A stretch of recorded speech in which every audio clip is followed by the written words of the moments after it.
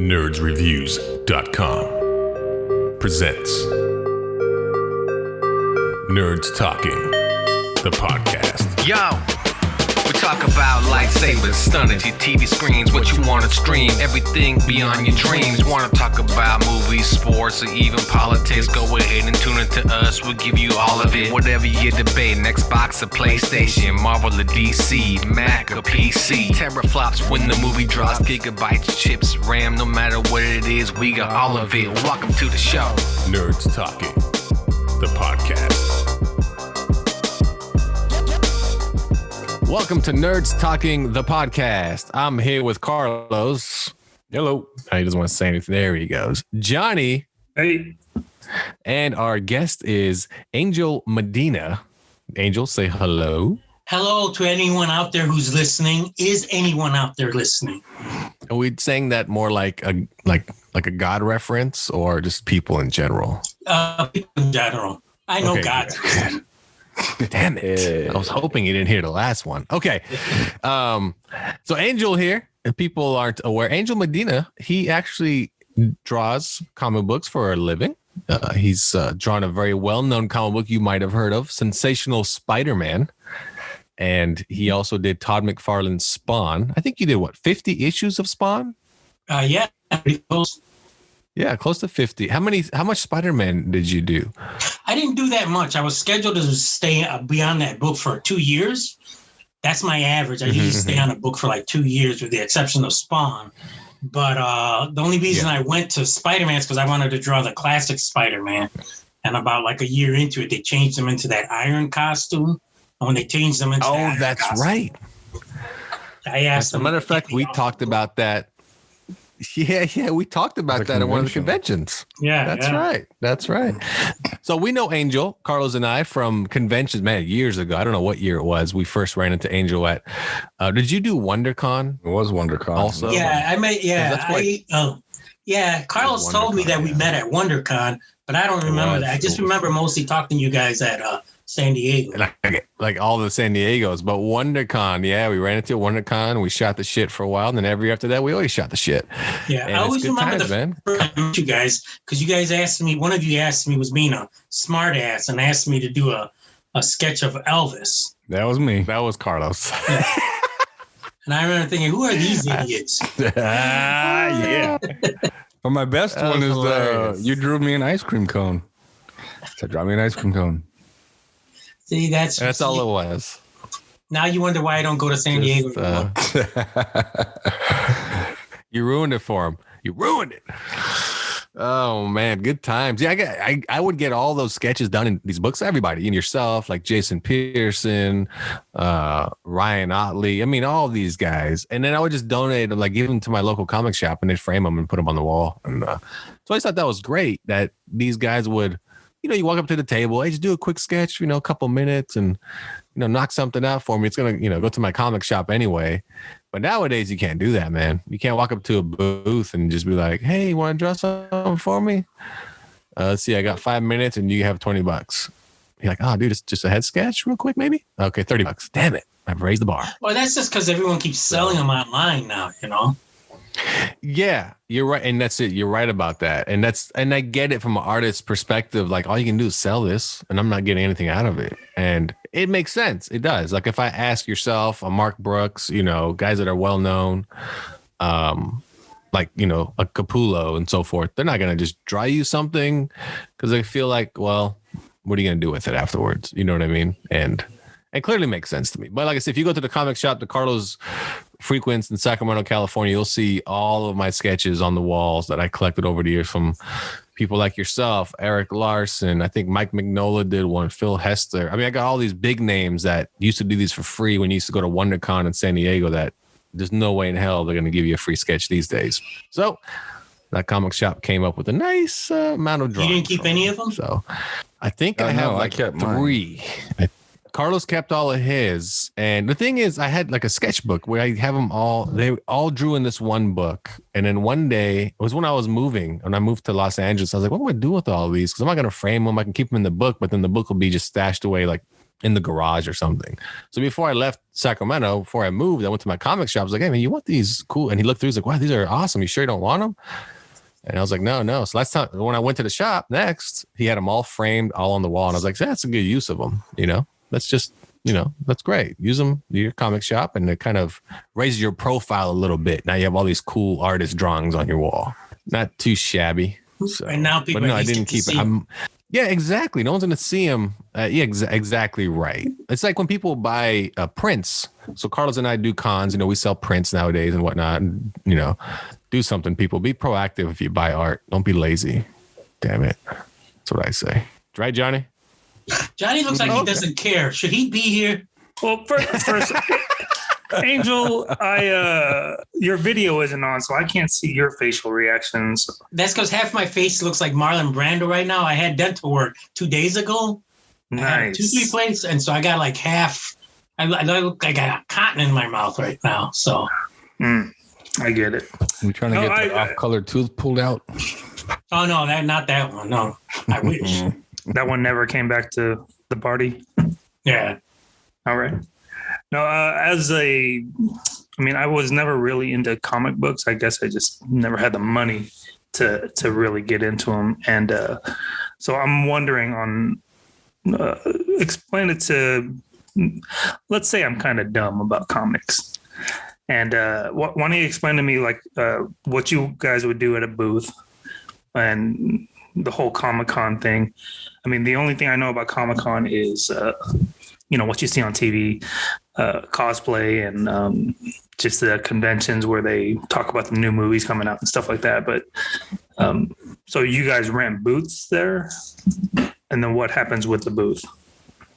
Well, basically what it is more Comic-Cons. When they first got started, it was basically a lot of like all the other conventions where it's really just fans get to meet like the artists there. And that was the main thing that they started these things for, to all get their books autographed and stuff. But then it grew to the point where artists started doing sketches for fans there. And that sort of became another way to make money at these conventions. So mostly it's more artists will go there to either promote what they're working on or to, just do sketches for artists, for the fans, and make a little extra money that way and stuff. And the thing is that's the way most people approach conventions. I've always been separate from the crowd in that I started going to conventions because I'm really a hardcore nerd. I'm really, really hardcore comic book nerd. And I just wanted to be able to go somewhere and talk comics with people without getting my ass kicked. Because that's the time I grew up. I grew up at a time where if you talked about comics, you were about to get your ass kicked. Because I also grew up in a poor, tough neighborhood stuff. So when I went to my first convention, I was sort of like, oh my God, my wings are spreading free out here because I can talk to anybody about comic books. So I go to comics more just so I could nerd out. And what we're talking about here tonight about, Iron Man versus Batman type stuff, that's the stuff I could do over at conventions. So I go more for that than I actually go to draw. But most other artists just go there more because it's a good way to make some, supplemental income, as they say. It is true. You do go to cons to talk. Yes. Yeah. No joke. Carlos and I will search you out. Be like, let's go talk to Angel. And then we'll just bullshit for like an hour. Hey, we'll be back later, man. And we just come back, bullshit some more, and we'll just talk about whatever. I remember one time, Carlos probably remembers this too. We're all bullshitting, and these two kids come up to you. They have a portfolio, and they're from art school. And he shows you his comic book pages, and they were, not gonna lie, they were pretty brutal. And you were being really nice to this kid. Yeah, just work on this, a little bit of that. He's like, yeah, I go to this art school and I'm trying to be a comic book artist. And yeah, just do this, you want to, don't mean to the kid. And he walks away and I'm like, oh, that was brutal. Like a 5-year-old drew it. You just were like, yeah, I don't want to tell him that though, because he goes to art school. He pays a lot of money for that. And I was like, oh, it's like, man, it's just heartbreaking sometimes, those kids that do that, pay all that money for art school to be a comic artist. And every comic artist I've ever known or met, I say everyone, but I say 90% never went to art school. They're self-taught. I'm not sure about yourself. Did you go to art school, Angel? Yeah, I did. But I could draw comics at that time when I went to art school. Art school more just first of all, let me correct that. I didn't go to art school. I went to college, university, majored in illustration. But I was just doing that more just to waste time until I got into the business, you know. So, and I don't know if I ever told you this, but I really, really lucked out because when I went to college, I went to the Northern Illinois University. There was one course that you took that was just called illustration. That's all it was. And since that was my major, I had to take that class. And when I looked at the teachers, the professors who were teaching that class, I saw one guy's name was Mark Nelson. And I thought, well, that's the same name as this comic book artist who draws the Alien comic books. At that time, the movie Aliens had a comic book that was being published. And I thought, well, since he has the same name, I'll just take that as kismet and take him as my instructor. Then when I took the class, I found out that that is that same comic book artist who drew the comic book. So by sheer coincidence, I went to Northern Illinois University, and my main instructor turned out to be a comic book artist just by sheer coincidence. See, that's cool though. Yeah. Before we jump on our first topic, a couple of questions for you. What was your favorite gig in comics? The book that you just enjoyed drawing the most? I probably have to say, probably Kiss, the Kiss Psycho Circus book that I did. Oh yeah. Oh, that was great. Yes. But you know, it's funny because I was a fan of Kiss when I was I was in middle school, but that only lasted for like 2 years. So it wasn't I was not really a big fan of Kiss, and to be honest with you, I didn't even want to draw the comic book. Todd talked me into it, but the reason it turned out to be the most fun is because that's the book I had the most creative freedom on. So I got to do whatever I wanted to do on that book. Todd tried to give me as much freedom on Spawn, but Spawn already had established a certain canon to it, so I couldn't go as crazy on Spawn as I did on Kiss. So that's probably the most fun book I've ever done. But I really, to be honest with you, I think I've enjoyed every book I've ever done. Yeah, Kiss was great. Kiss was, I think Kiss was the book that I already followed you as an artist, but Kiss was the book I was like, oh man, like you said, you were let out of your shell, you know? Yeah. You were just go on full force. And that book was pretty cool. Like the way they did the book was pretty cool. That's why I agreed to do it, is because it got to the point where we got to be so creative with it that I was thinking the same thing you were. I was saying, man, this has turned out to be a pretty cool book. And the funny thing is, I didn't know if the Kiss fans would respond to it really well, because we weren't really trying to follow Kiss. We were just trying to do a really cool book. And the fans, they went nuts over it. Oh, I think those fans would buy anything you slap Kiss on, you know? Yeah. So, but the book was cool. There's just the way you guys took the angle of each individual bandmate and made them their own, you know, Power Ranger and so forth. Like that whole cool aspect, their own little powers, and it's pretty cool. And Spawn was badass. If you're a Spawn fan out there, you know, Angel drew 50 issues of Spawn after Greg Capullo. And who took over after you? Will Portacio? No. I don't remember. I remember Philip Tan took over at some point, but I don't remember. Oh, Philip Tan. Yeah. I think you were right. It's Philip Tan. Yeah. Philip Tan. Not my favorite. Hey, before we go on, you know, I got a really cool story about San Diego and the Kiss book. Do you want me to go ahead and tell it? Yeah, go for it. Okay. Yeah. Yeah, there was one year at when I was working on the Kiss book, we had I don't know how familiar you guys are with Kiss, but there were the original 4 members. And then after the 4 members, 2 of them who ended up leaving the group, they got replaced. And only like the hardcore fans know of them. And one of the members that got replaced, his theme was a fox. Yeah, the drummer. Simmons, a Demon, and Star Child, and all those other guys. Well, this new guy came in, and he was like probably the most popular of the alternative, and his name was Eric Carr, and he put the makeup on of a fox, and he ended up passing away really early from cancer. And so when we started doing the comic book, we were only focusing on the 4 members, and Todd kind of advertised that we're going to focus on those 4 members. But me, since I was allowed so much freedom on it, I started taking like symbols from the alternative members, like the Fox guy, and I would throw their symbols somehow in the background, like find some way to incorporate it and stuff. Yeah. So fans started getting this hint of, like, wow, I wonder if any of the other alternative members are going to show up. So then Todd decided to do a story where we would surprise the fans, and we would do this 2-story arc that would introduce Eric Carr, the Fox member. And so after we did that, now the story takes place in feudal Japan, like back in ancient Japan. And I'm a big fan of the Akira Kurosawa movies, and some of them cover that period of time in Japan. And I noticed that whenever they showed like an army scene in the movies, that these armies would carry these banners that it would have these Japanese characters on them. And so in the comic, I had to draw this ancient acting / circus troupe in Japan, and I had them carry these banners, these different banners. And I wanted to put the Japanese characters on them, but I didn't want to put random Japanese characters on them. So what I did is I got a list of Kiss's songs, and I got a Japanese translation book, and I translated a lot of the titles of the songs into Japanese, and I put them on those banners. That's now, cool. I did that more for myself. I just thought it'd be a cool thing to have there, just so these banners, but I didn't notice them because they were in the Japanese language, And so after I did that issue, it went out, and I didn't think anyone would pay that much attention to it.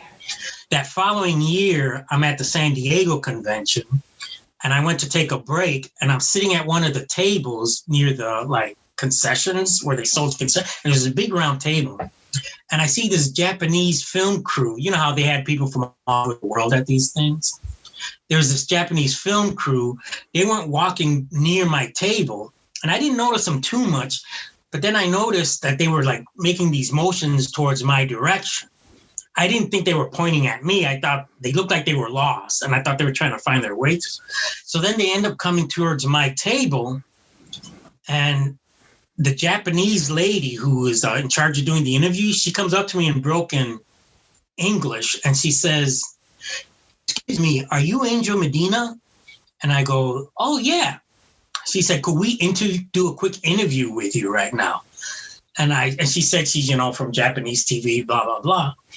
And so I said, "Okay, yeah, that's fine." So, I wiped the mustard because I was eating a hot dog off I wiped it off my face, prepared myself. And so she starts asking me about the Kiss book. And I had forgotten that Kiss, the band, they were huge in Japan before they became big here in America. And I thought, oh, yeah, that's right. Now I know why they wanted to interview me. Now, that Japanese issue that I did, in that same issue, Todd put a profile on me where he interviewed me that. And in that issue, they have a picture of me in there. So that's how this crew recognized me, because they saw my picture in that issue. And so she starts asking me questions about the Kiss book. And then at one point she asked me, we noticed here in Japan that on the banners, you put all these Kiss songs on the banners in the background there. And she said, she asked me, was that your way of saying hello to all your Japanese fans? And I thought about it, and I said, yes, that's exactly what I was trying to do. So. Oh, sneaky bastard. Yeah, you can see one of the crew guys back there. He's clapping his hands and stuff, going, "Oh yeah," geeking out and stuff like that. So. Man, just Johnny, are you impressed? I know that story reminded me of the scene where they see Bruce Lee in China, and they're like, "Wait, the Green Hornet's the best here. You want to make movies with me? You could have got a Japanese wife out of that, Angel." Yeah, I know. Fantastic. All right, let's take a break here. We'll be right back with more on Nerds Talking, the podcast. Let me ask you a question. Have you ever had a random thought that no one seems to want to talk about? Just a random obscure thought that no one will talk to you about. Maybe it's because no one cares. Like in Power Rangers Zeo, how they're supposed to be powered by the Zeo crystal, and it's supposed to be this super powerful thing. But then they just stop using it and switch to Turbo, where they have giant cars. Or maybe it's because it's outdated. My entire generation didn't get a chance to react to Darth Vader saying, "No, I am your father," because my parents' entire generation can't keep a secret. Did you know Elvis Presley once made a movie in which he cures a little girl's autism? In the TV show Lilo and Stitch, Stitch falls in love with one of his cousins, as he calls them.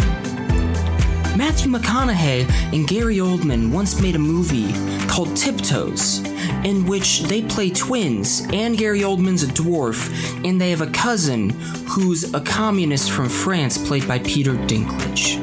These are the kind of things I want to react to. That's why I started this podcast. To talk about the stuff I care about. To have guests on and make them talk about the stuff I care about. To hopefully find some of you that care about the stuff I care about.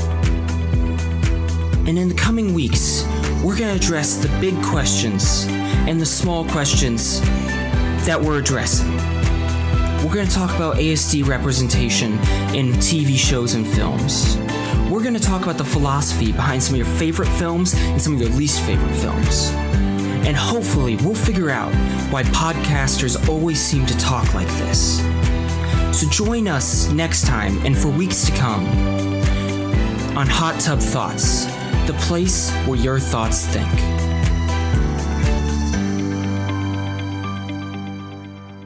Welcome back to Nerds Talking the Podcast. I'm Lafayette. I'm here with Carlos, Johnny, and Angel. And we're going to jump into a topic here that has come up as it's a comic book topic. Johnny, I know you're not much of a comic book person, but you've seen the movies, right? So Yep. Should be all caught up. The movies fill you in, give you the blanks. Especially this topic here. It's a good old Batman versus Iron Man. Two billionaires who are also, I wouldn't say crime fighters. They don't necessarily fight crime. They do more than that. Well, Batman, I guess, Batman is known as a would it be a Avenger or vigilante? Oh, Crusader's good. He's and a of course, vigilante. Yeah, he's a vigilante more than anything. And then, of course, our buddy Tony Stark, he himself, well, he's an Avenger. So, who wants to lead this off? Batman v Iron Man, and it's who do you think is richer between the two? Let's start there. Who's the richer one? Well, I got to ask this, though. Has that ever been covered? I know that Iron Man, he's into munitions. That's what that's what Stark International is about. But did they ever cover what Wayne Corporation is supposed to? What do they manufacture? What's their business? Well, in the movies, it was military. They do they make military vehicles and so forth. In the comics, I am not sure what Wayne Enterprise does, to be honest with you. Well, that's why I knew the movies were like that too. That's why I asked if there was Yeah. The thing is, he spends no time really in the business world in the comics, like little to no time. Right. He basically wakes up, works out, tells Alfred, "Get my suit ready," and goes out and fights crime, and then comes home and repeat, rinse, and so forth. So I'll be honest, I don't know how Wayne Enterprises makes money. I guess a hedge fund, good investing. They own a chain of 7-Elevens. I don't know what Wayne Enterprise does. Johnny started Bitcoin. That's so a very cryptocurrency. Yeah, but they call it Batcoin. Good old Batcoin. Nice. I don't know what they do. I mean, I assume Tony Stark is richer because the whole tech thing. Well, Tony Stark in the movies and in the comics, the whole point of Iron Man is to show the business side of it. So that's why you get to see him more because Tony Stark they focus more on Tony Stark, the millionaire, whereas Batman is always more like the only reason Batman. His millionaire status is there is so give him an excuse to have all his weapons. It's true. You're right. And then Tony Stark is public to who he is. Everybody knows he's Iron Man and his tech company. And you're right. Batman's only premise of even holding on to his company is to hold on to his toys. Yeah. Right. I mean, yeah, I always thought that was odd. Like, just I think Carlos and I talked about this. How many times a night does he actually go out as Batman? Because he can't do that nightly. That has to be tiring. He's been shot, stabbed, beat up, beat to death. My guess is he only goes out maybe like 30 nights a year, really, in reality, and only goes out maybe when he hears that some no good villain's up to no good. Yeah, I always thought he went out just when he got that signal. Yeah, that's what I mean. He's not going out, you know. Gordon's not going to turn it on because, you know, somebody robbed the bank. Yeah. You know, that's what and that's the thing. So what does he do in his off time? Is he going to the boardroom? Is he, you know, is he attending the meeting, signing the checks? And I always thought he was more like a Howard Hughes type. Remember how Howard Hughes used to stay sequestered most of the time and take meetings like over like the voice phone and stuff like that? Yeah. No one will actually see him. He's way more like that. Well, to me, he'd be more like that because he's so no one can know that I'm Batman, you know? Right. So I have to be this reclusive, almost like almost like people might think he's crazy. Right. Like Like Howard Hughes type. Yeah. He thought he was crazy too. Yeah. So I'll give that one. I'll give it to Tony Stark though. For when it comes to who's richer, I'm pretty sure he's loaded in the comics. Johnny, who do you give it to? Not to counterpoint that argument, but I also think that, you know how Bruce Wayne is known for his, he needs setup time in order to beat any villain. What did they call it? Prep time. They call it prep time. I figure if he's smart enough to do that, he's probably smart enough to do what Howard Hughes did.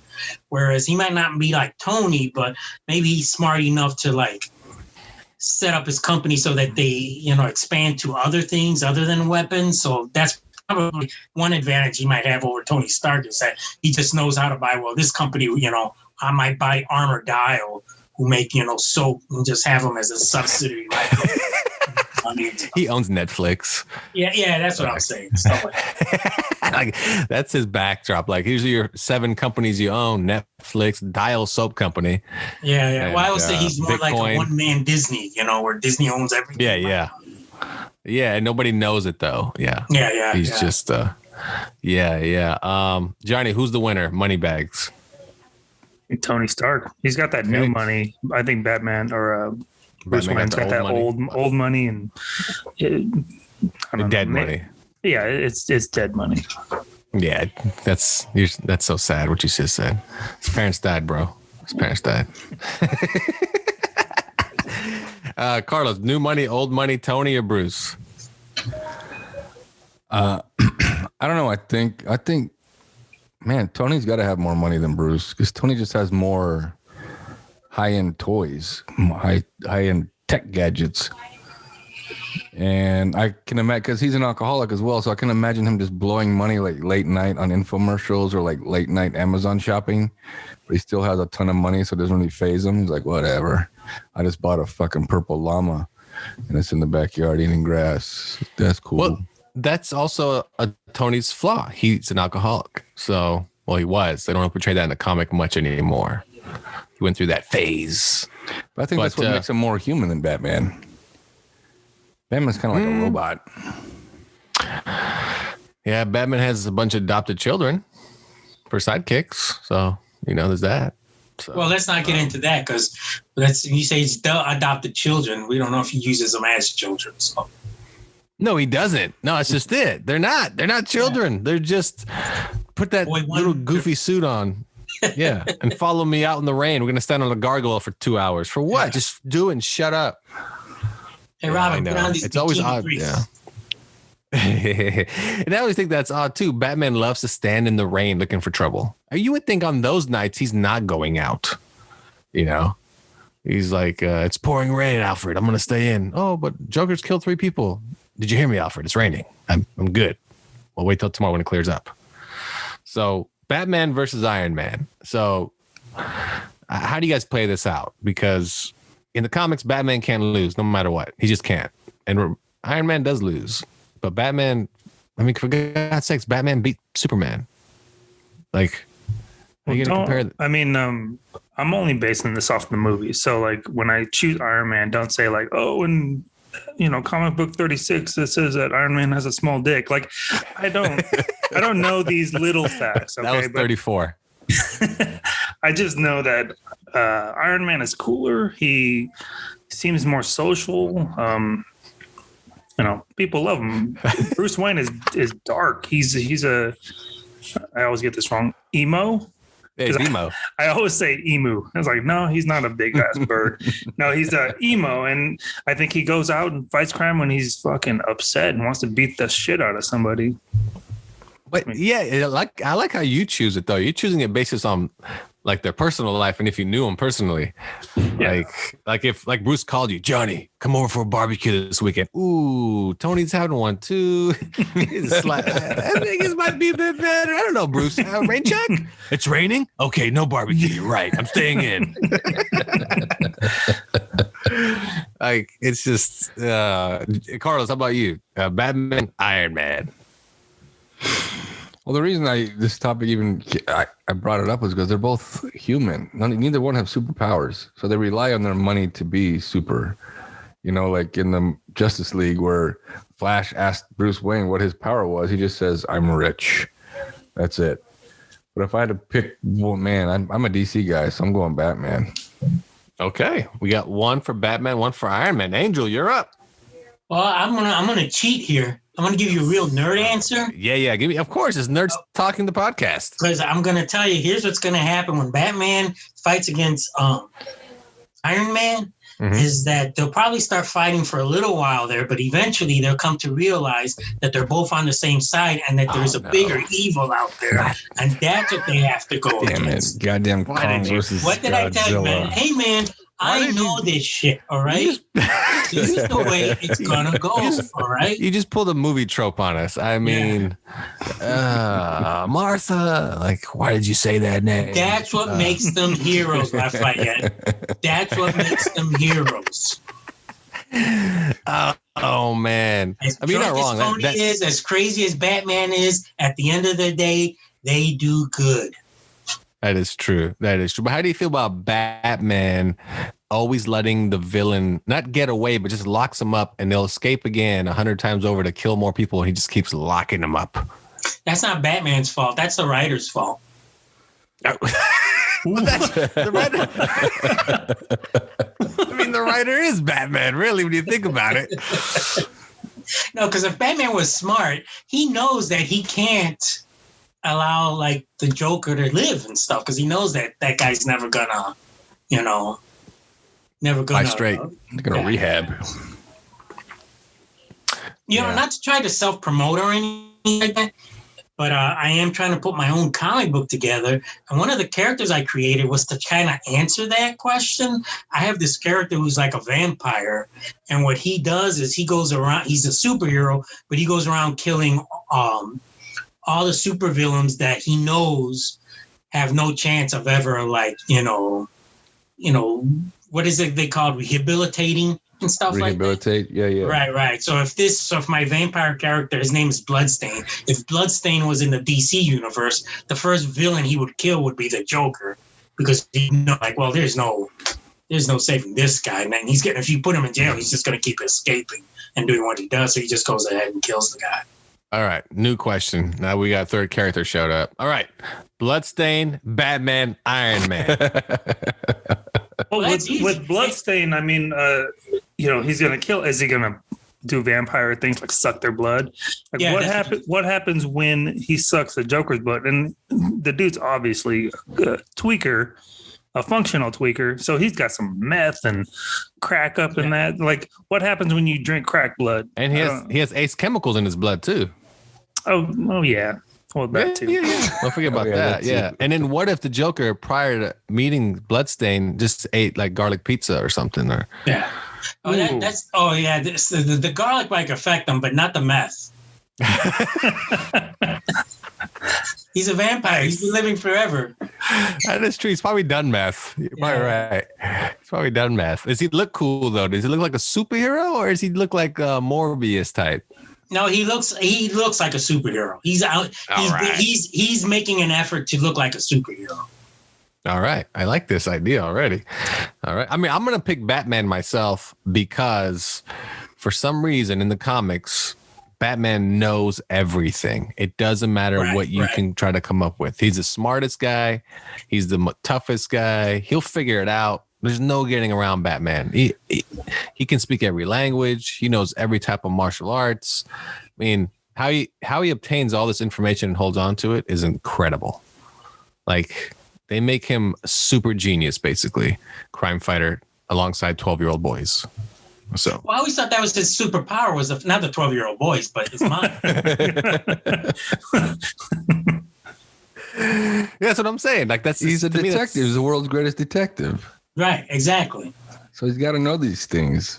But does he, like, how do you practice at home being a detective? Because again, if we're imagining he's only going out 30 times a year, he's only going for the hardcore stuff. He's not going for the little bullshit. What is he doing? How does he practice this? Does he read Clue a lot? Hardy Boy books?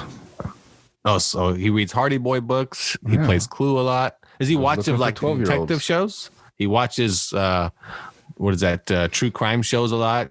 Kind of First 48. Together. First 48. I bet you he watches those shows. First 5 minutes, figures it out. He just turns it off. Doesn't even finish it. Hey man, that's a good idea for a comic book scene, is to actually show Bruce Wayne watching one of those true crime stories and solving it in his head. But he doesn't do shit about it because he goes, I'm Bruce Wayne. I take care of I take down the Joker and stuff. Let these guys handle that stuff. Well, plus it's probably on one of his streaming services. Oh, that'd be good though. It shows like a notepad, right? And the episode names, and he like puts who did it and how much time it took for him to figure it out. And like, yeah. 2 minutes. Yeah, it's like an 8-episode thing. He figured out 30 minutes in the first one. And he was like, stupid cops, I could have figured this out already. You know, calls Tony. Hey, Tony, did you figure it out? Huh? What? I'm drunk. That's right. Hangs up. And he's drunk at the Saturday barbecue with Johnny. That's right. Johnny's drinking with Tony while Bruce is crying, watching true crime. I mean, you're just really enhancing my opinion there, because think about going to a barbecue with Bruce Wayne, and he's like, and I tell a story. He's like, "Come on, hey, I already figured you out. You're lying because of this system." That's so true. You walk in right away, and he profiles you right away. Yeah, right there. He like breaks it all down to the guy standing beside him. The guy beside him just eating a hot dog, going, "What the fuck are you talking about?" He's like, "That guy right there. I know he's on a podcast." Well, okay. And he went to Tony's party earlier, son of a bitch. Like, yeah, you're right. All right. Batman's kind of a stalker, I guess, but not like physically. He just knows shit. I mean, could you imagine him on the podcast? I'm telling my fucking dolphin tattoo story. Like, no, you weren't drunk at all. I know you wanted that because you fucking love rainbows and that is true. Batman, Care Bears. You're right. He could be a dick.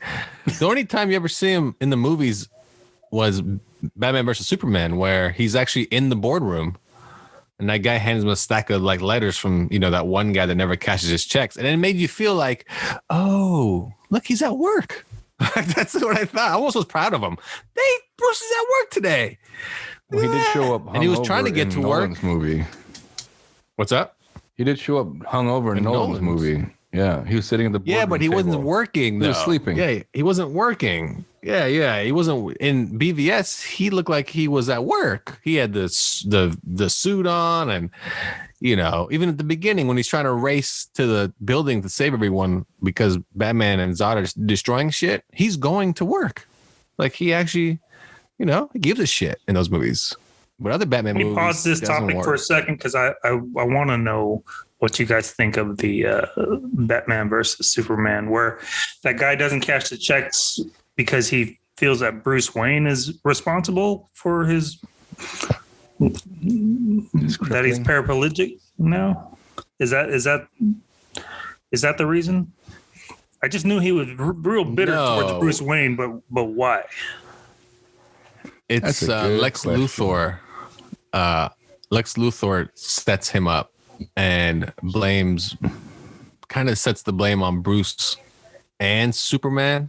Yeah, but he doesn't cash any of Bruce's checks. Yeah, but doesn't he not cash them because Lex pays him or some shit? I don't think so. I think he was already bitter, and then Lex just took advantage of it. Yeah. Angel, did you see that? Of course you saw BVS. No, I didn't. Oh, well, goddamn you. Yeah, well, I know. It's one of those things I keep meaning to watch. I should watch it, but I've heard so many bad things about it. As you know, I'm dragging my feet on watching it. I watched like Aquaman and Shazam and all those. I just haven't watched the movies that get really bad reviews. It takes me a long time to finally get around to seeing them. So you didn't see the new Justice League Snyder cut? No, I didn't see the new Justice League. Pretty good. Yeah, Don't watch the original. Watch the new cut. Yeah. Oh yeah, that's what I heard. I heard the new cut's a lot better. The 4-hour one. It's like night and day. It's like 10 times better. BVS you will enjoy. There's some goofy parts in it, but yeah, Johnny's right. The guy doesn't cash the checks. He blames Bruce Wayne. Is it because he blames him for not getting them out of the building in time? I feel like he was already crazy because he was like he had seen Bruce and Bruce said something like, hang tight, buddy, or something like that. He called me buddy, and why would a buddy let me?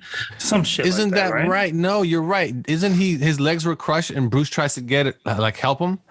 Remember? And then Bruce tells him hang tight or some shit, and then Bruce runs off to save the little girl. Yeah, I think that's it. Yeah, and then he ends up getting his legs freaking amputated, and that.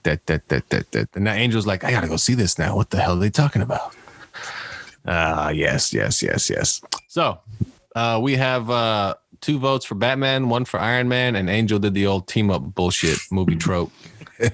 God damn it! How'd you pull that one out? I mean, seriously. I still think mine's is the best answer. Well, yours is what's gonna. If they made a book, that would happen. You know this already, because all comic books. I always hated buying books like that. Spawn versus Batman. No, it's really Spawn and Batman versus whoever the third person is. Yeah. Like, don't give me that crap. God damn it! Nobody fights to the death anymore except for Bloodstain. It sounds like he's gonna kill everyone. Son of a gun. All right. Now, can you guys break down real quick how comic books work? Like, Angel, when you do a comic book, are you doing all the illustrations, and are you just going off of, like, say, a script?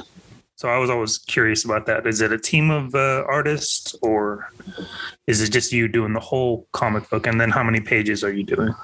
Actually, it's usually a team. And the reason I say usually is because there are exceptions here. There's some people who take it all on. They'll do the art, the story, and everything. Mm. But usually the books I work on, I only draw the stuff. But they send me like a loose plot. It's not really like a script. They usually send me a very loose plot, and then I interpret that down on the page. And then after that, that's all I do is I'll just draw it. And then I send it to somebody else will put the word balloon, someone else will color it and stuff like that. But they have other artists who do more than that. They'll put the colors, or they'll put the inks, or they'll put the word balloons on and stuff. It depends on which artist you're working at, because the comic book medium is really based around what the artists can do or what they want to do, because there are, like, I got a friend of mine, Alex Ross. He does almost all of it from beginning to end, where I just want to draw the thing. I don't want to have to sit there and try to figure out what exactly they're going to say or what the balloons are going to go like and stuff like that. So that's kind of a hard question to answer, because it depends on every artist will give you a different way of how they approach their book or whatever. But that's the cool thing about this industry. It's very malleable for creative folk that are doing. Oh man, Alex! Do you guys remember the movie Chasing Amy? Oh, I love that movie. Yeah. So in that movie, Jason Lee, he gets a lot of shit for they were basically calling him like a tracer. He's a tracer. Yeah. So do you guys give inkers shit? Because of that movie. Because of that movie. Serious, man. As a matter of fact, the inker on Kiss, he used to get pissed a lot because I would say that to him all the time. But I would say to him whenever we had to do like a panel discussion at a convention, and the audience would laugh their asses off when I would say that, but I could see Kevin's face just get red with anger because he did not think it was funny at all. I thought it was funny just getting him pissed like that in front of a bunch of people and stuff. And they'd laugh even more when they saw how mad he got about it. Who was the inker on that book? Kiss? Yeah. Kevin Conrad. Okay. I thought so. Okay. Yes. All right. Yes. John, this is a good question, because if you're into comics, the inkers also as much as the artist by name. Like you recognize it. And Angel knows this. There's good inkers and there's not so good inkers. Oh, yeah. Inkers have been the bane of my existence.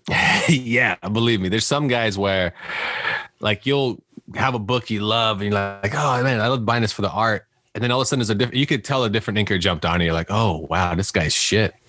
Like, he's totally screwed up his art, you know? Like, you could tell. Inkers, man.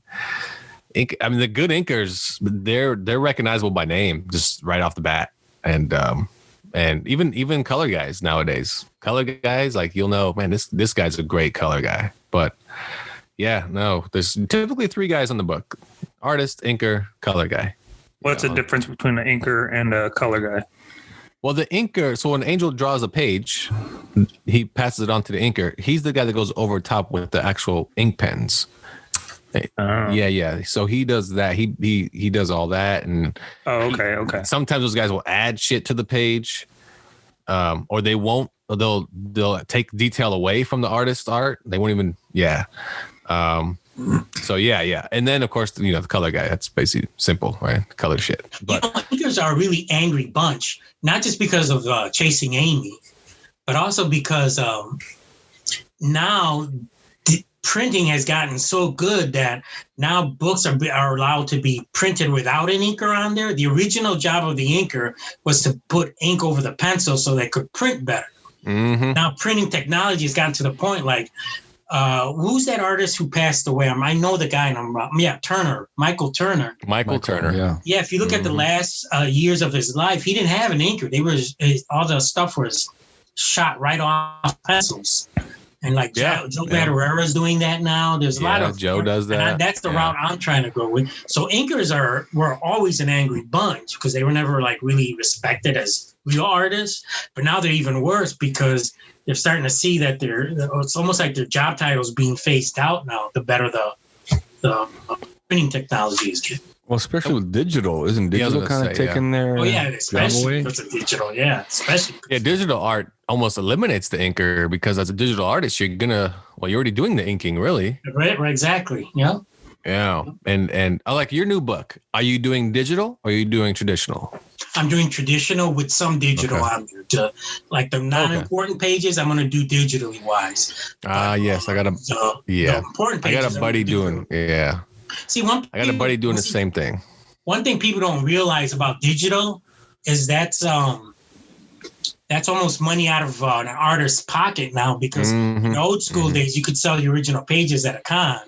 Right. And now no one has any digital. I mean, there's no digital pages out there to sell. As a matter of fact, because of that, in this industry, the amount of price that you pay for an original page has gone up by like a lot. And I'm gonna hold on to all my artwork because I could be selling it now for 10 times more than before. And that's because it's becoming more and more rare.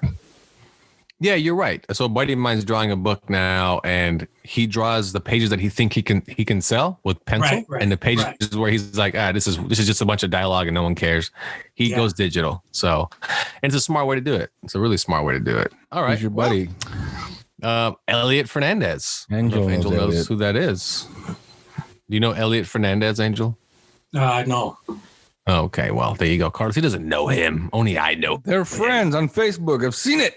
I got plenty of friends on Facebook. Dude, I talk to a crap load of people on Facebook, so I might, Yeah. I mean, I have Todd McFarlane's my friend on Facebook. You think we hang out? No, he's the Bruce Wayne to my life. Dude, I got like hang out. 5,000 friends on my Facebook. I don't know any. I know you two.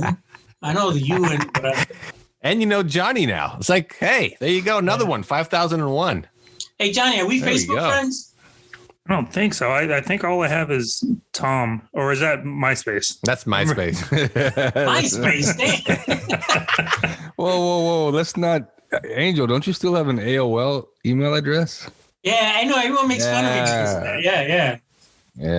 No, it's rare these days. Now that's like original comic art, having an AOL email. All right, let's take a break here on Nerds Talking the Podcast. We'll be right back after this. Hello, this is Lafayette. And I'm Carlos from Nerds Talking the Podcast. That's right. Where we talk about everything from UFOs, comic books, movies, streaming services, conspiracy theories, ghosts, video games, and more. All on Nerds Talking the Podcast.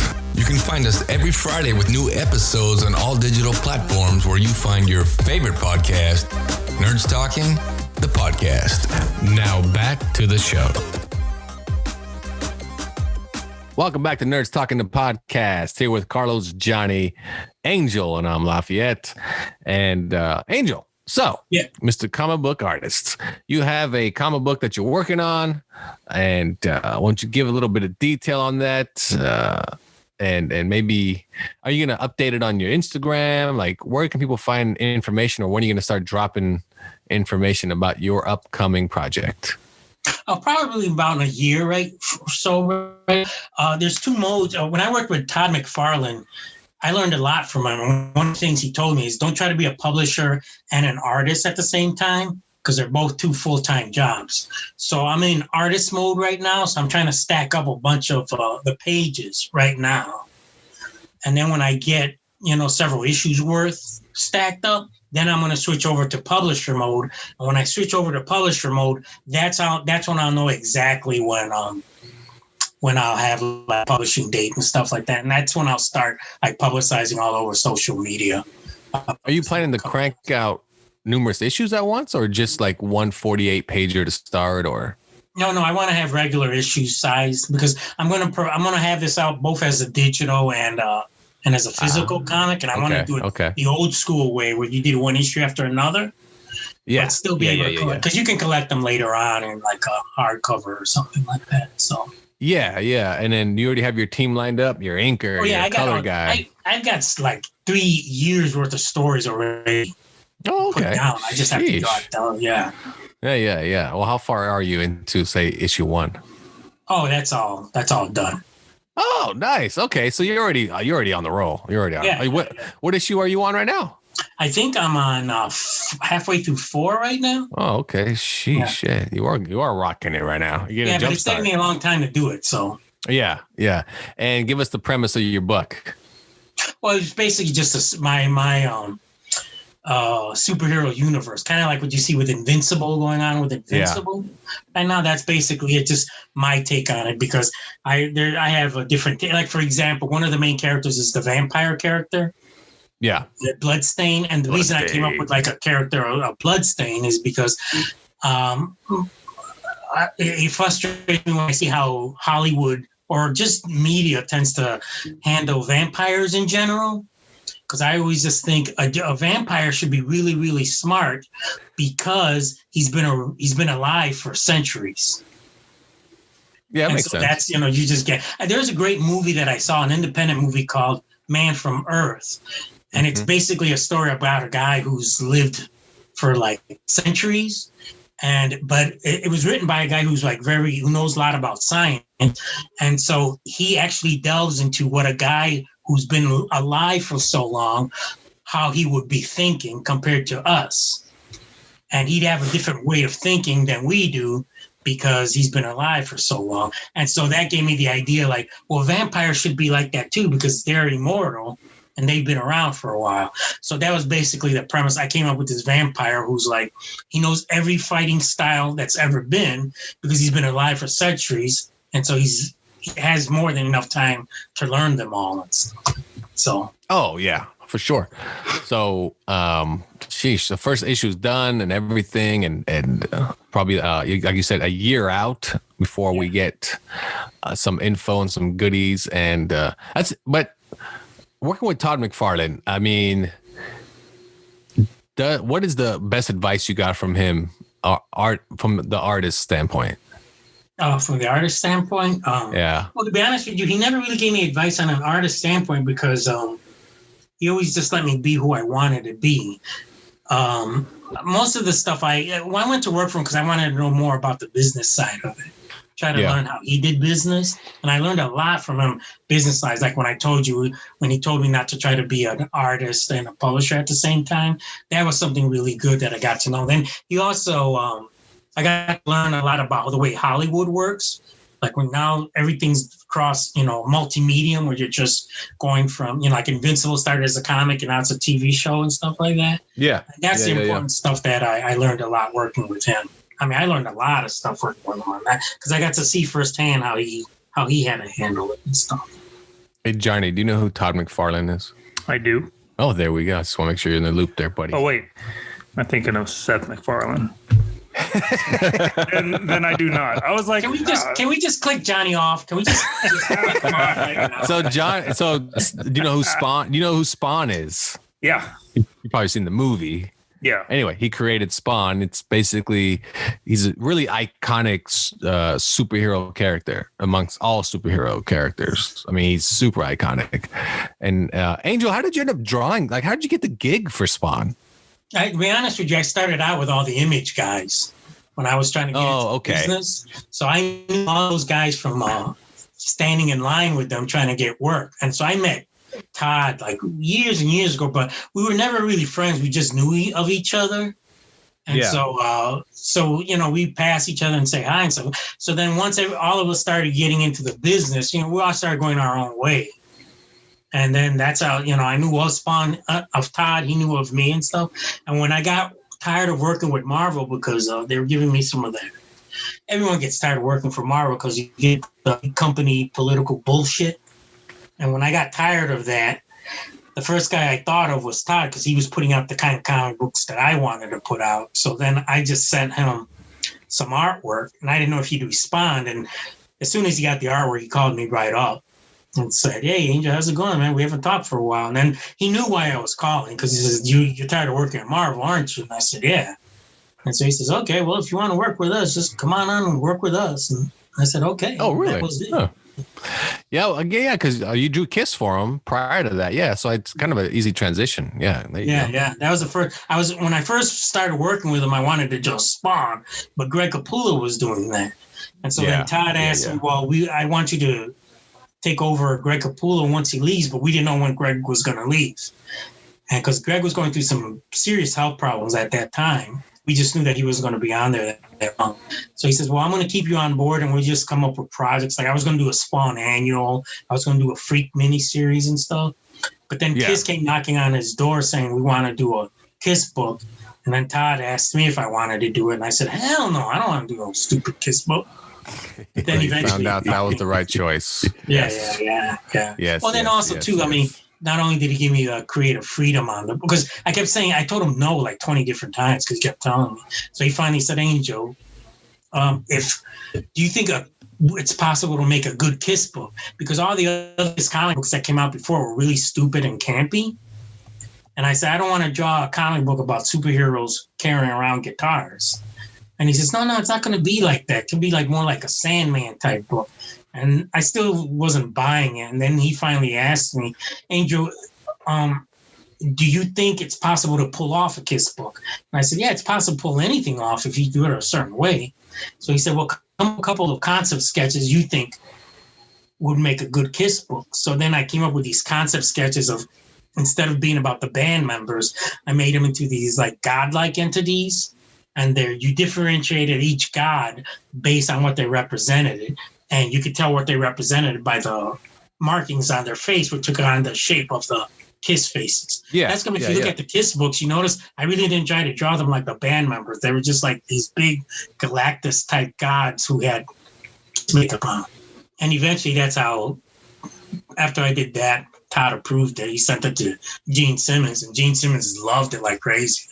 Finally, they said, "Okay, well, we'll go ahead and do this." Yeah, that's awesome. But yeah, I mean, there you go, people. How you can draw Spawn one day is get in with Image, people, and then draw a book about the Partridge Family, but they have to be demons or something.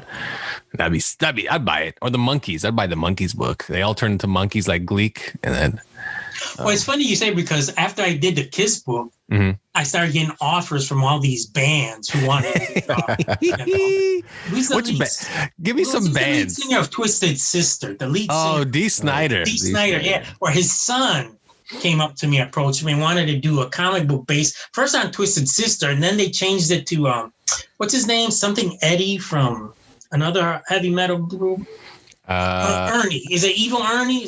Evil Ernie. Yes, from Iron Maiden. Yeah. He like to do a Evil Ernie book and stuff. And I was just like, no, I don't want to get pigeonholed into doing this stuff. So I think that's hilarious. Requests from all these hard heavy metal bands. Because see, the other thing about the Kiss book is another reason I agreed to it is because I didn't think it was going to last very long, because Kiss had a bad reputation with their comic books. They never lasted very long because they were scanned. So when Todd asked, one of the selling points, Todd said, well, listen, just draw it. By issue 4, the book's going to get canceled anyways. So he says, we can just do this. And he goes, just do whatever you want to do with it for 4 issues. I said, I agreed to that. Man. But then the problem is when the first issue got published, it was the best-selling comic book of that month. And I thought, oh, crap, this is going to last longer than. Yeah. You should have done a crappier job on it. Yeah. Well, I went all out because I thought, oh, this isn't going to sell. Yeah. Well, how many issues was it? I don't know. I think I stopped after like issue 15 or something. Oh, okay. But then they kept going after that for like about another year or so. That's what I thought. Yeah, they did keep it going. Yeah. Oh, that's fantastic. Yeah. That's funny though. Other bands like Rick Astley probably and Kenny G wanted you to draw his. Well, that's why I was waiting for them to show up because I thought the bands were getting worse. The offers that I was getting from, because after that it was like like Metallica and that type of stuff. When we got down to Twisted Sister, I said, oh, now we're starting to get near the bottom of the barrel here. Yeah, I like how you went from Metallica approached you got all the way down to Styx, and you're like, I can't do this anymore. Yeah. Like I was waiting for ABBA. Oh, ABBA, Hall & Oates, those fellas coming around. Yeah, nice. You have any good con stories like some just like funny shit? Or even just almost outrageous. Maybe somebody asked you to draw something like Elvis, or, so a story at your booth where you just couldn't believe it. Oh man, I got a ton of them. I'm trying to figure out which be the best one. Do you remember? And one thing I'll tell you, one is every year when we went to San Diego, we would go to the ball games because remember the ballpark was right across the San Diego convention, and so. What we would do is a bunch of us artists would get together and get a private booth to watch a game. That's how we would unwind after the San Diego con. We'd stay a couple of days later. We'd get a private booth and go see a Padres game and stuff. And every year we always ended up getting kicked out of the booth because some reason or another and stuff. Usually Mark Texeria was usually the reason why we got kicked out and stuff like that. But that's the one thing is we always ended up getting kicked out of those the games by security. And I remember the one year, the final year where we went to the ball game and the game was over, and I looked at my friend Sal, and I thought, because me and Sal were the ones who put it together, and we looked at each other like, oh crap, we're not going to get kicked out this year. We've been getting kicked out every year since we won, and we're not going to get kicked out this year. And so this was a couple levels up, and so we had to take this elevator going back down. So the game is over. A bunch of us start walking towards the elevator, and do you know an artist named Buzz that used to go to these shows? Yeah, he still goes. Yeah. Uh-huh. Yeah. So Buzz was with us. And if you know Buzz, he's a hardcore New Yorker. And Buzz is trying to figure out because you had to push this code to use the elevator. And he's trying to push this code on the elevator, and he's not getting it. So he starts using the F-bomb, and he starts going, I can't get this fucking thing to fucking work, talking like a typical New Yorker.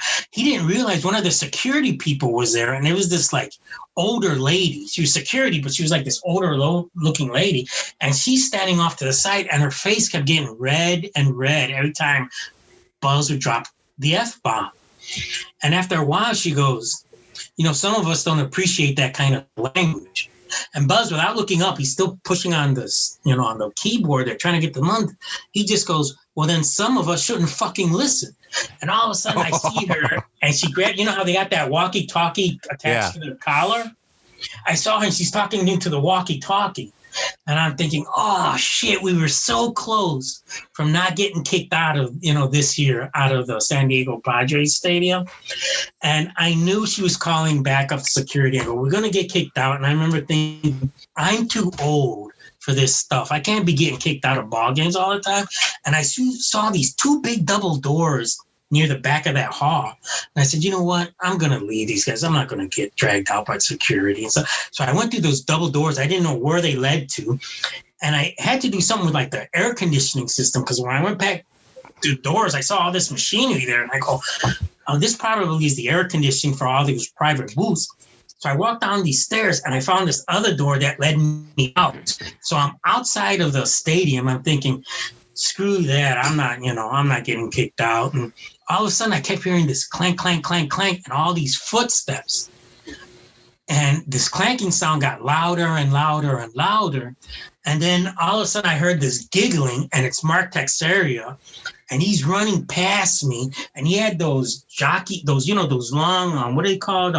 Cargo pants is what they call them. They're like shorts with all the pockets on it. Yeah. Cargo shorts. Yeah. Yeah. And so since we were getting kicked out, Tex, what he did is he filled up all his pockets with as much booze as he possibly could.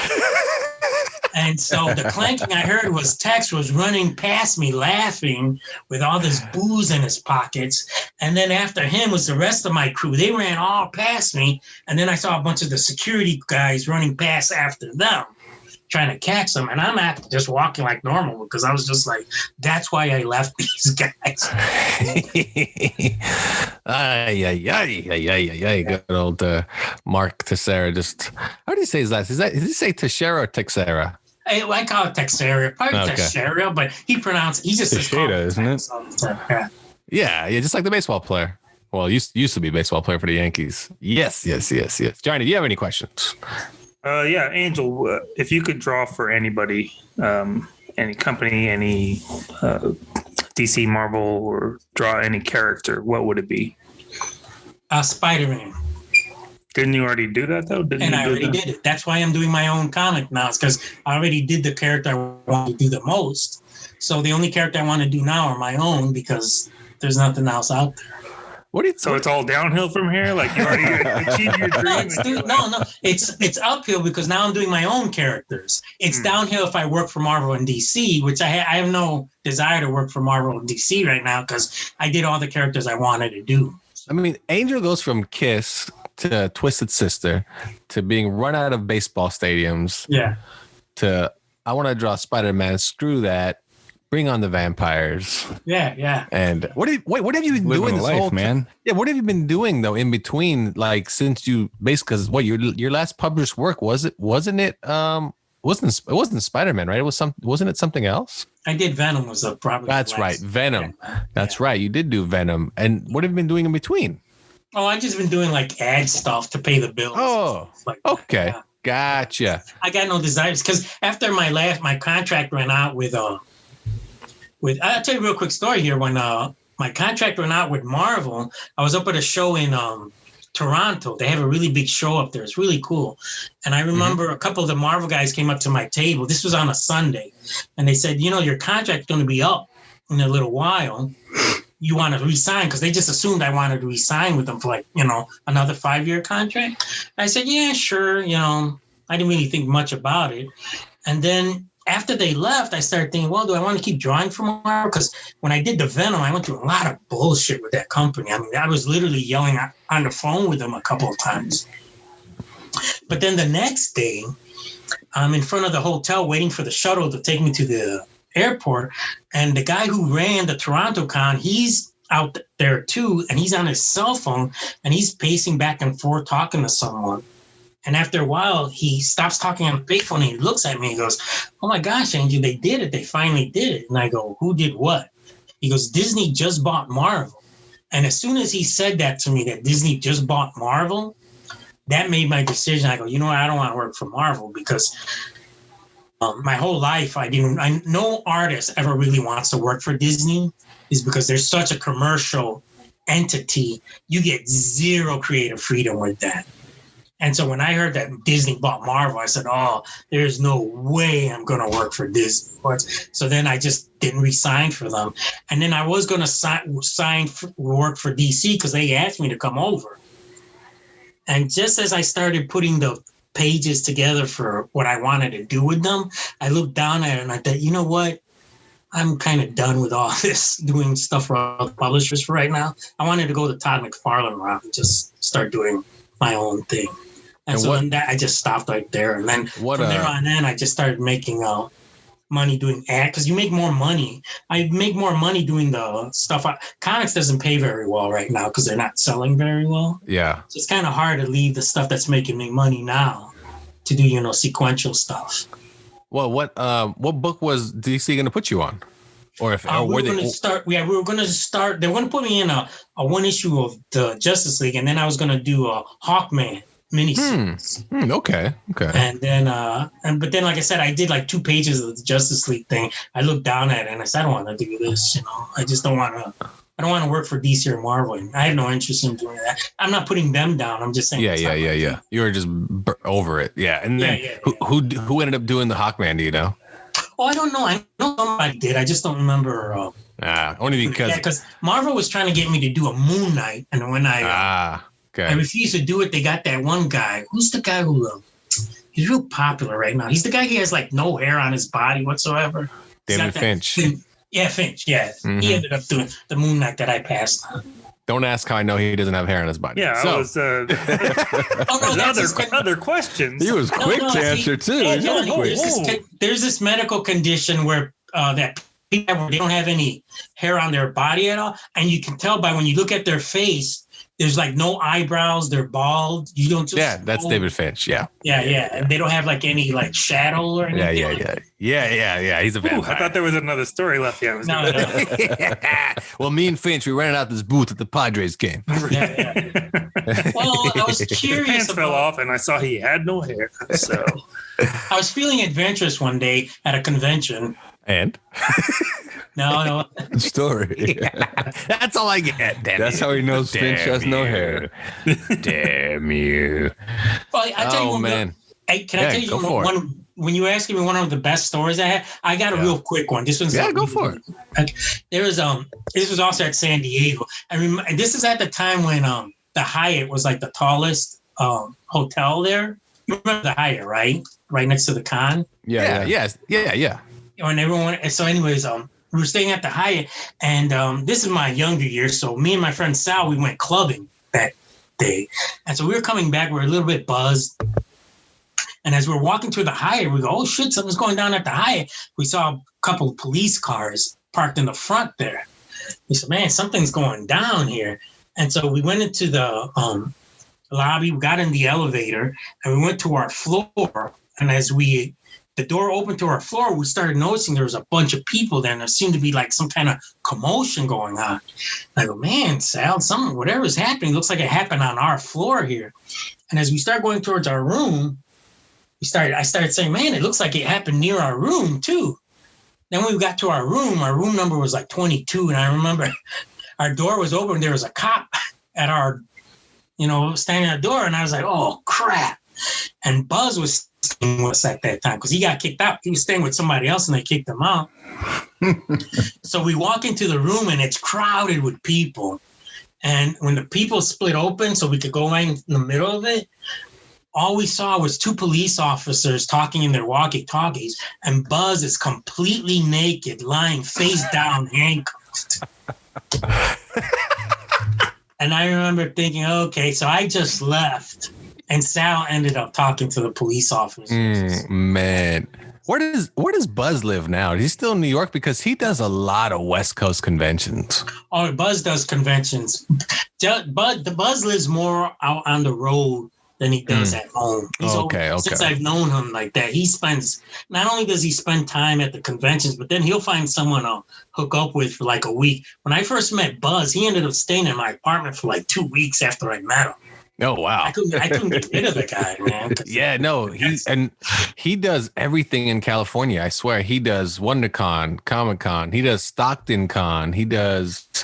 I mean, if it's in California, Buzz is there. Oh, he does every show he can. He does. Yeah. Well, I don't know if he's still stuck with him. For a while, he attached himself to Neil Adams. I don't know if you know. You know what? That's probably what it is because every show Neil does, he's there. Yeah. And Neil also doesn't miss a California show. Yeah, Neil does a lot of shows because he makes a lot of money at those. Yeah. And Neil was getting, he's at the age where he can't. You notice how big his boots are? Oh, it's gigantic. Right. Well, Neil's not old enough. At his age, he doesn't have the strength to set that up. So he made a deal with his son and with Buzz Neil will get them to any show that they need to go so they can make some money. But the deal is they have to put up his booth. So they basically work for Neil like that. Yeah, because I don't know if Buzz still does that, but he's been doing that for the past couple years. Yeah, Neil Adams his booths are bigger than Alex Ross. Yeah, it's crazy how big his booths are. It's Johnny's like, okay, who's Alex? Who's Neil? Who's this Buzz fella? Because I want to hang out with him. Yeah, like You don't want to Buzz hang out will with land him. you in jail. You don't want to hang out with Buzz. I might put Buzz in jail. Yeah, Johnny's a sheriff. That'll be our relationship. Oh, that's funny, man. That's Buzz is a character. Holy shit. It's a freaking character. Yeah. So are there what I mean, because when you hear of cons, San Diego is the number one. So is there a number two, or is there one that's coming up?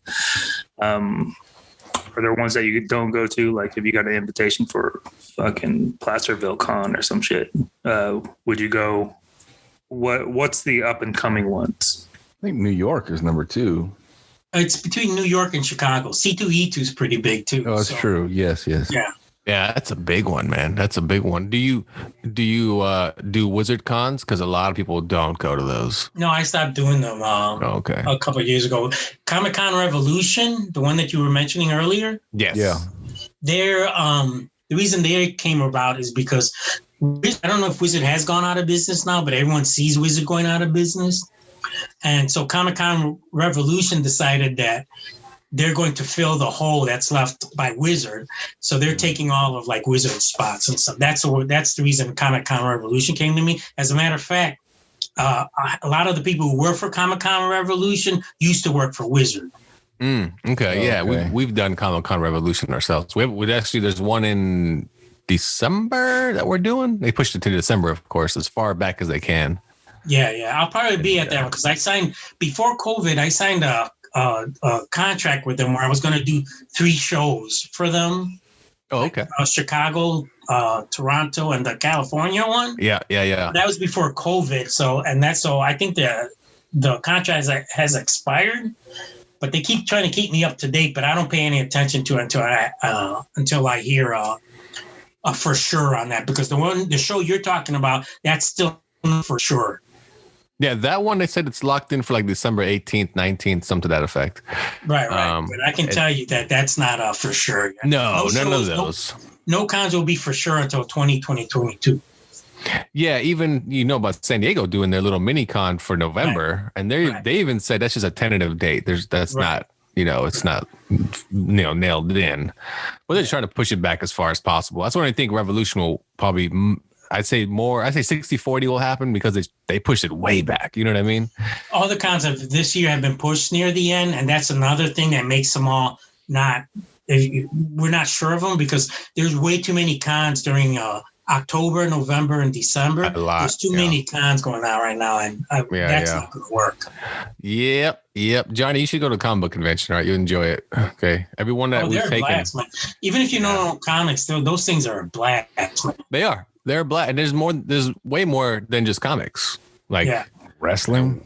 Yeah. Oh, wrestling. Yeah. If you go to Stockton Con in Stockton, California, which is pretty big in Northern California, they actually have live wrestling outside. They build a ring and they just go at it. But yeah, they're cool. You just meet celebrities and just kind of BS. And that's the fun of it. Carlos and I love the comic aspect and the artist, but man, everything else is a blast, man. Comic Cons they really are not just for comic book people. So Johnny, I got my brother-in-law. He's not into comics at all, and when he found out what I did, I started taking him to the Chicago conventions. He got addicted to the Wizard shows for a while there, but not because of the comics. It's because when he first went to the show, he got to meet all these actors from those like 70s TV shows. Mm-hmm. Oh yeah, like Gilligan and $6 Million Man. And so for him, it was like reliving his childhood. So he just kept going just to meet those 70s actors that were like the TV shows, like Charlie Angels and all that stuff. Yeah, you always see Lou Ferrigno there. Yeah, like always. I remember one year, Carlos and I forgot what show we were doing, and he was, of course, he's there early, got the booth, whatever, just kind of just hanging out. And he was super cool. He talked for a minute to me, and he was really nice. And hey, come back to the booth and take a picture. And I never made it back, but we have a game called Spot Lou Ferrigno every show. Yeah, whoever was the first one to notice Lou Ferrigno has to it's kind of like a bet, You win the bet for the first person who spots Lou Ferrigno. He's always there. He's there. Yeah. I mean, he might pop up on the podcast right now. He's always there. Good old Lou. Just, but he's cool. I mean, I guess that's the fun of it too. Especially when you are an artist and people come early and you kind of shoot the shit with them, and that's also the fun part of it. Yeah, man, it's a blast. Carter, do you have any questions before we wrap up here? I had a question about Bloodstain. Does he have to drink blood to stay alive? Does he even kill people to drink their blood? Oh, good question. And does he have blood stains on his costume? On his teeth. That's true. On his teeth. Huh. Yeah, he's a typical vampire. He has to drink blood just to order to stay alive and stuff. But the concept with him is the fact that he noticed he became a vampire central, and he noticed that if you start this, you've heard of the vampire effect. That anything like the Mandela effect? The vampire effect, they use that as a loose term for anything that spreads. That's when they say, if something spreads a lot, they call it a vampire effect because it's spreading really fast. And and Bloodstain, when he first became a vampire, he was a baron, and he had this little village, and he noticed right away that if I keep biting people and they turn into vampires, the Earth's population will be dead within about a year. And so he came up with this idea of I'm going to still feed on people, but I'm going to kill everyone before I suck their blood so they can't become vampires. And so, but then he also realized that he has competitors and other vampires. So he made it his life's mission to go out and kill other vampires so he won't have competition for food. So he spends the majority of his existence over the centuries just traveling around the world killing other vampires. I got an idea for you. He's a vampire hunter. I got an idea for you. You can use this idea if you'd like, because I came up with a vampire character myself. Oh, here we go. But much like your guy, who apparently is a smart guy because he's been on Earth for so long, my guy is an entrepreneur. And what he has done is he has opened up his own blood bank. People come and donate blood for free. He no longer has to go and kill people or drink their blood. He gets that shit for free because people come and donate it. So he owns a series of blood banks around the world. And he just pops a straw in it like a sun-kissed and goes to town. That's a good idea. Yeah. He doesn't get it for free, though. He still has to pay those people whatever. No. I donate blood. It's free. They don't give me nothing but a cookie and a donut at the end. That is true. And then at night, he turns it into a club. At night, he turns it into a club so other vampires can come and, like a bar, they can come with different vintages. And that's how he makes his money. Yeah. And at night, they call it the Vampire Juice Box. That's the name of the club. But he still has to buy the cookies and the juice. That's where his money. No. Mm-hmm. What kind of cookies is your guy buying too? Are they Mrs. Fields, the good shit, or is it the cheap shit about Costco? Oatmeal raisin. Nobody eats that shit, so he stops buying them after the first month. Angel, don't take this idea. The cookies already ruined the whole story. Hey man, it started getting stupid like Thank you. The blood bank idea was pretty good, but then everything else downhill. Sure. Yeah, after that, it just fell apart. Yeah. Issue 2 is just him shopping the aisle at the different grocery stores for cookies. I started thinking as soon as he kept talking after that, I go, man, I got a deadline here. What am I wasting my time with these fools? Oh man, but see, it's interesting because that's not even the main character. So is he like a secondary storyline? Is he just like? How does he fit into the equation? No, it's a flip book, actually. I want to do like a flip book type story. Okay. Where on one side you have the stories with the other superheroes, which will be like a group. And then on the other side, you have Bloodstain, who's in the same universe. And you get to see the relationship between him and the other superheroes. Because the other superheroes, they don't look at him as a superhero since he's going around and killing all the bad guys. Yeah. But I should mention, and just to get things straight, is that by the 1980s, he kills the last vampire. And then after he kills the last vampire, he doesn't know what to do with himself because he spent most of existence just traveling around the world killing other vampires.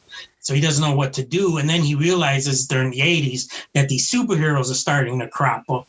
And he says, well, what are superheroes doing? They're people with superpowers who are stopping bad guys. He goes, well, I'm a vampire. I've got superpowers. I've been killing vampires, in other words, bad guys, all these centuries. So I might as well do what they do, except they're not willing to kill their victims. I need to feed anyways. So I'll go ahead and do the job they don't want to do.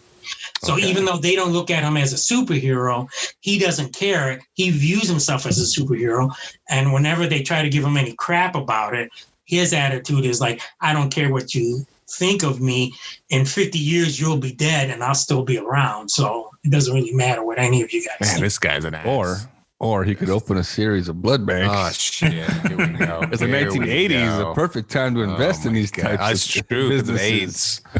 You know what?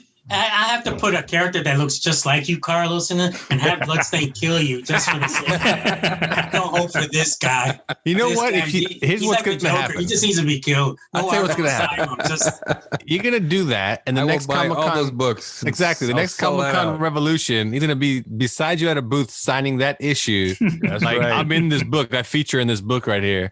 And he's signing. Yeah. Oh, I could see it now. Yeah, and he's going to have cookies on the table. And yeah, no, the book sounds cool. My only question is, are you going to have like everyone else, a generic Superman character?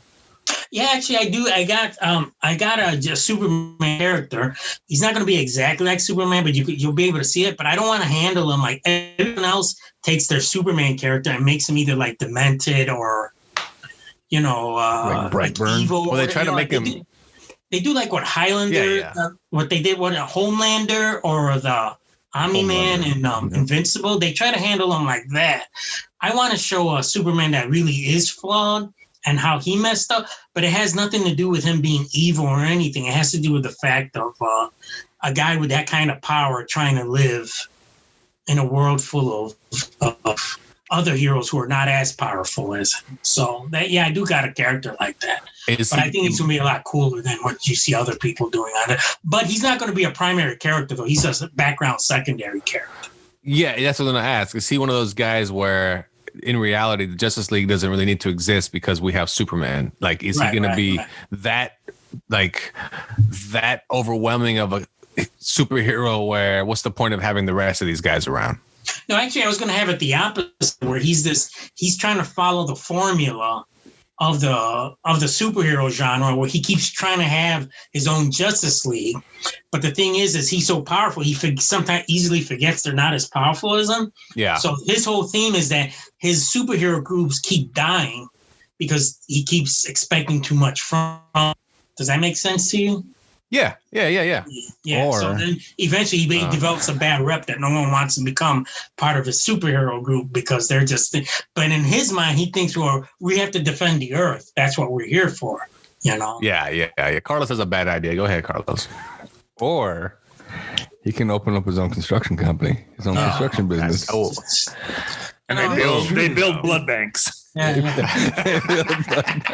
Oh, wait a second. So it's a flip book. One side is about blood banks. The second side is about this guy that builds the blood banks with his superpowers.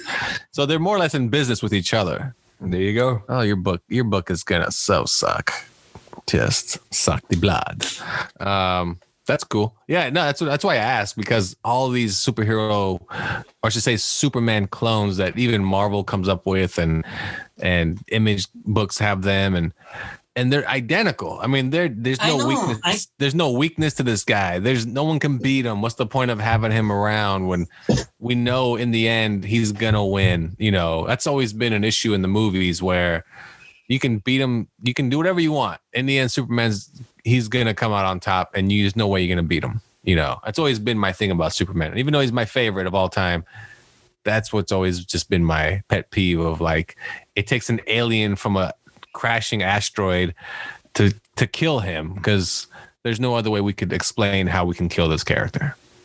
Well, it's funny because I always thought I like John Byrne's version of Superman because he toned down his powers. That he's still very powerful, but not as like omnipotent as he is before that, you know.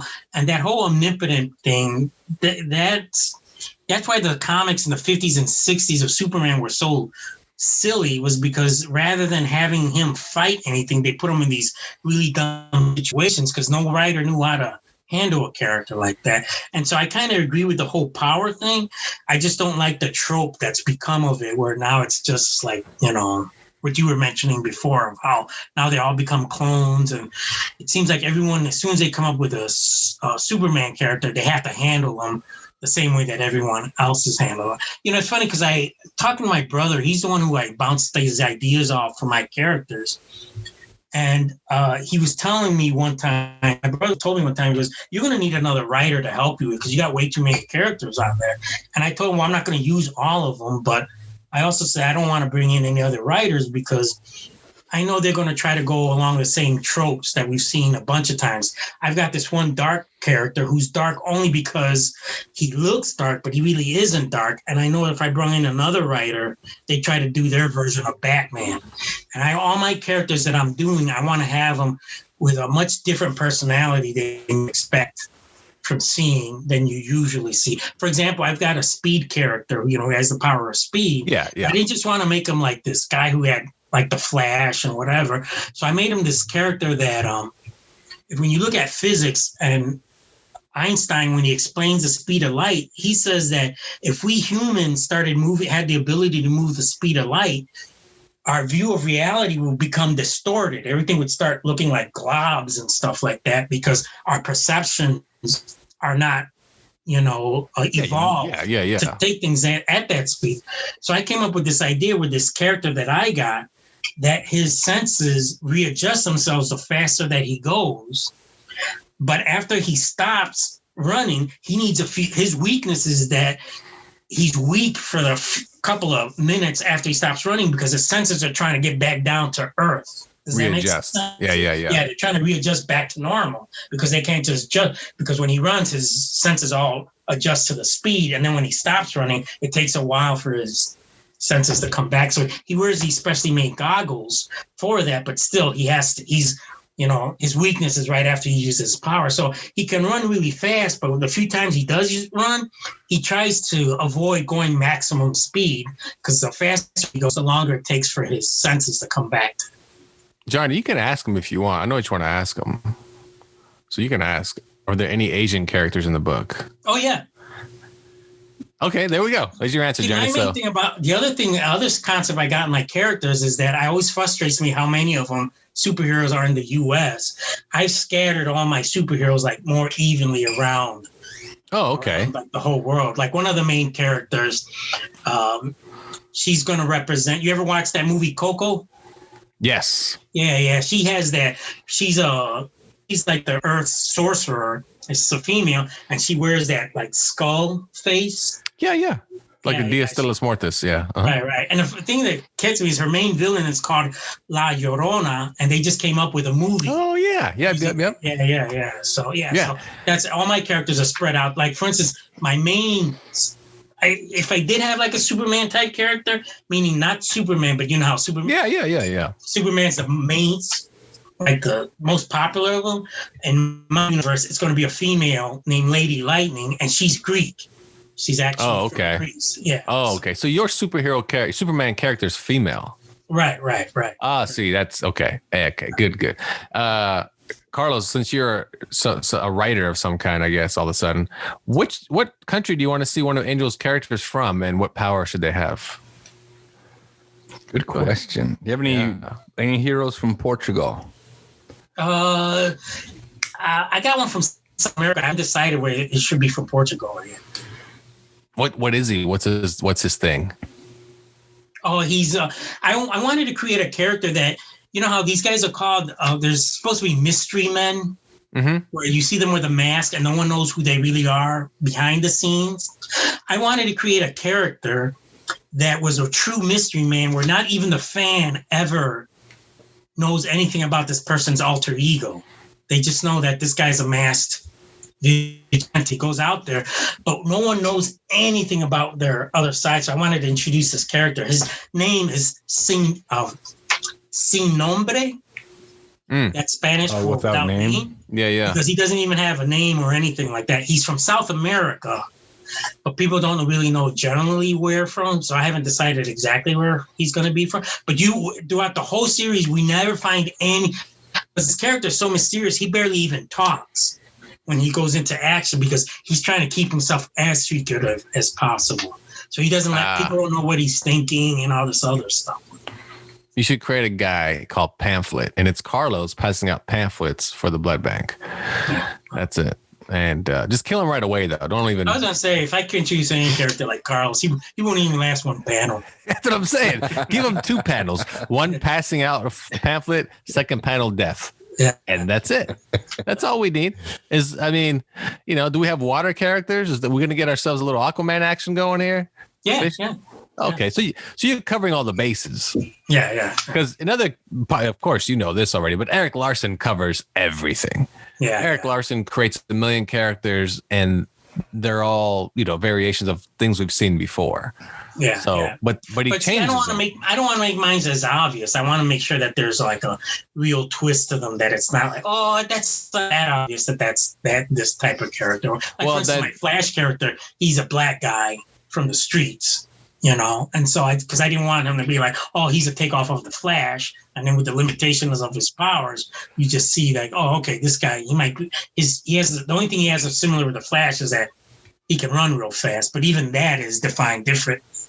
And so all my characters, I put like a twist on all of them that I'm hoping makes them separate from, you won't see them as like big copycats or anything like that. It doesn't matter who you create. Someone's always going to say, oh, well, that's like this. Oh, yeah. You can't really be original. I mean, what's the last original character that you could think of that was really big in mainstream? Right. Bloodstain. Well, we don't know what he looks like yet. He could be a midget. I mean, when I think of an original character that's huge, I think of Spawn. I do. We all know the influence of Spawn, Batman, Spider-Man, whatever. But that's the last original main character that I can think of that's not necessarily, oh, he's just like this or he's just like that. And he's not I'm not trying to create anything original. I'm just wanting like a different twist to them that. Yeah, but that's what I'm saying. It's hard to do original these days because everyone's gonna say. I don't think there isn't an idea out there that has not been used. Exactly. So I'm not even trying to come with anything original. I'm just thinking if I put my own voice to it, then that should be enough to. Well, yeah, because if you give characters like you said a Batman type that. But we kind of get the idea that he's kind of a take on Batman, but he's totally different, right? I mean, yeah, and that's the best you can do. You can't really do much else than that these days. It's hard. It's hard to all these books that pop up on Kickstarter and Indiegogo. Every time you see these original characters, you just think, oh, you just did Superman. Okay, cool. Like, thanks. I'll pass. What about a bear that gets superpowers? Because a nuke dropped on him while he was in the zoo. You want a bear? Wait, how about the other characters, other animals, though? No. Just the bear somehow is the only thing that gets powers. The bear. What if the bear was just in a wilderness and they're testing a nuke in the wilderness? Like in Russia. Too close to Godzilla. That's too close. I mean, and his zoo friends like the sloth is hella fast now or something. Oh, instead of super slow. Yeah. I hope you're writing this stuff down, Angel. This is gold. A short giraffe. No. With short legs but long neck. But I do have a bear character in there. So when the comic comes out, if you see this bear character, I don't want you to think that I'm taking that from you. All right. All right. Well, okay. Yeah. We'll pretend that. Oh man, that's good. But what about that vampire guy? He sounds pretty cool. He's badass, man. But he has to be an entrepreneur. Come on now. No, he's not going to be an entrepreneur in my book because when you're a vampire, you don't need money. You just need blood. What? What? Is he homeless? No. He actually has like I say, he was a baron. He was a baron. That's right. If he needs money, he knows where to get. Like all he has to if a vampire, if he needed money, all he had to go is get like the sunken treasure. There's billions of sunken treasure out there in the oceans, and that's all he'd have to do. But my character, he doesn't need money. All he needs is blood to sustain himself. That's So all he's a vagabond. Ants, the blood What's banks.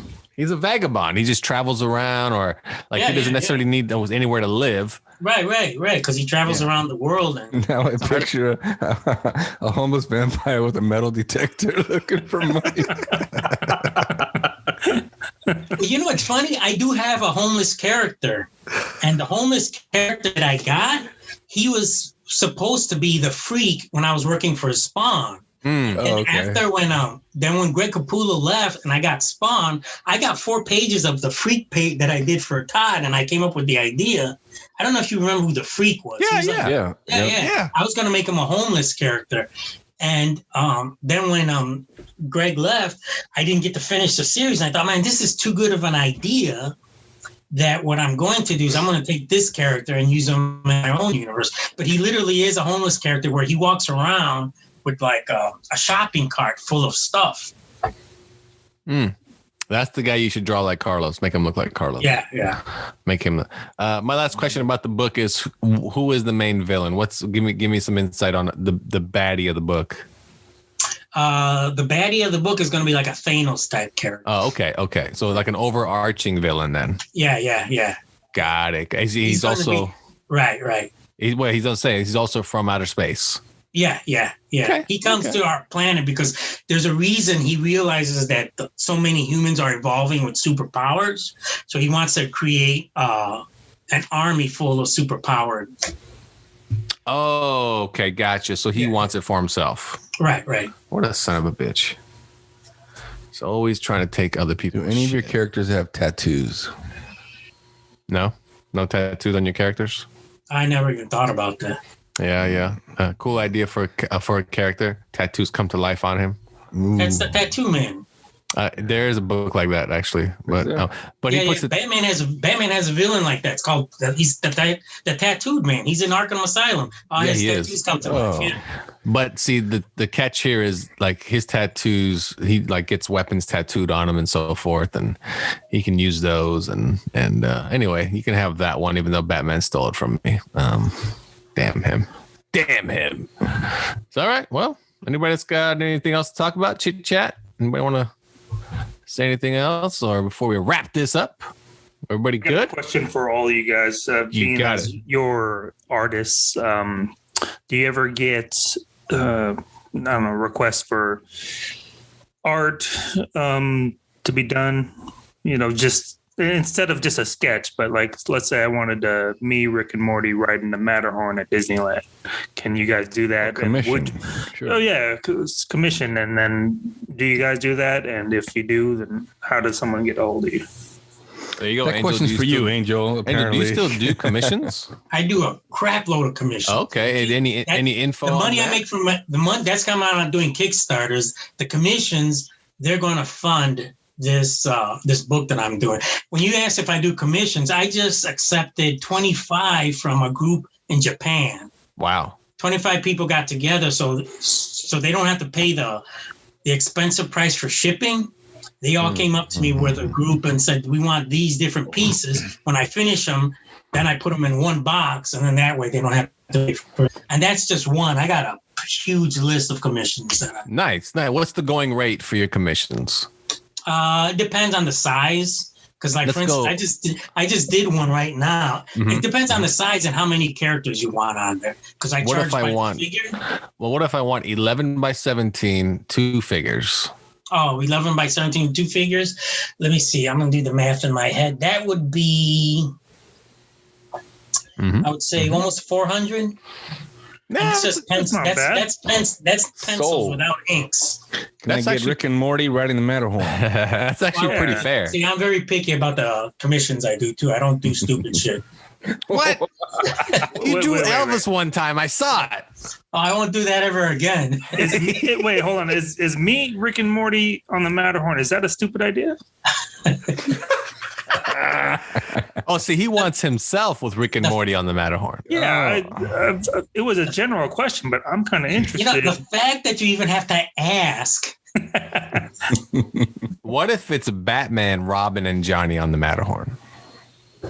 See, all right. Well, what if it's me, Iron Man, and Batman, and we're going into a blood bank? Oh, Yes. son of a bitch. Yes. That one's free, my friend. No, he won't draw that shit. God damn. I you wouldn't people. draw that shit either.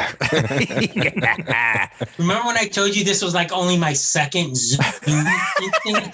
This is why, right here. What's going on right now? This is why this is only the second one right here. Oh, man. Well, this has be got your to be last. better than getting kicked out at All a the, Padres game. I mean, come on. Like, you think how bad about are we? If, I come here thinking like, let me enrich the lives of anyone who listens to this, and instead, this is what we're getting. You did. You man. enriched all 10 people. Oh, man. Good times, man. Good times. All right. Well, that's our show. Thanks for tuning in, Nerds Talking the podcast. So from Carlos, Bye-bye. and from Angel, Bye. Thanks for there listening. you go. And from Johnny, it's not a stupid idea. what you mean the Rick and Morty thing? For sure. Okay, but Johnny, just do me a favor. Yeah. Say bye in your native tongue. Fuck you. All right, there we go. And I'm Lafayette. Thanks for tuning in, everybody. I hope you enjoyed the show here on Nurse Talking the Podcast. Don't forget to subscribe, turn on your notifications, and download and listen anytime you want on your favorite digital app. See you next time, Nurse Talking.